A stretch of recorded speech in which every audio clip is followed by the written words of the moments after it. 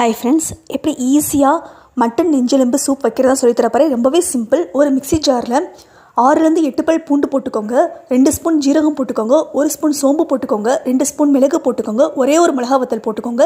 நல்லா மையாக அரைச்சி எடுத்ததுக்கப்புறம் ஒரு வெங்காயம், ஒரு தக்காளி நறுக்கி வச்சுருக்கேன், அதையும் போட்டு கொஞ்சம் குறகுறப்பாக அரைச்சி எடுத்துக்கோங்க. இதில் மஞ்சத்தூள் உப்பு சேர்க்க வேணாம், தனியாக நம்ம சேர்த்துக்கலாம்.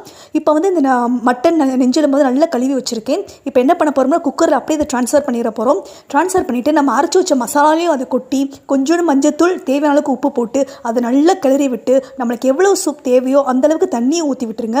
ஊற்றி விட்டுட்டு கரெக்டாக 9லேருந்து 11 விசில் வரைக்கும் வச்சு எடுக்கணும். வச்சு எடுத்துட்டோம்னா அருமையான மட்டன் நெஞ்செலும்பு சூப் ரெடி ஆயிரும். ஒரு கை நிறைய கொத்தமல்லி தலையை எடுத்து போட்டுட்டு அதுக்கப்புறம் குக்கர் மூடியை போடுங்க. அப்போ தான் வாசனை கமகமன்னு இருக்கும். இது நெஞ்சில் சேர்ந்துருக்க சளி எல்லாத்தையுமே இறக்கி கொண்டு வந்துடும். மெயினாக குழந்தைங்க கஷ்டப்பட்டாலும் கண்டிப்பாக வச்சு கொடுங்க. கண்டிப்பாக ட்ரை பண்ணுங்கள். மறக்காமல் சேனல் சப்ஸ்கிரைப் பண்ணுங்கள்.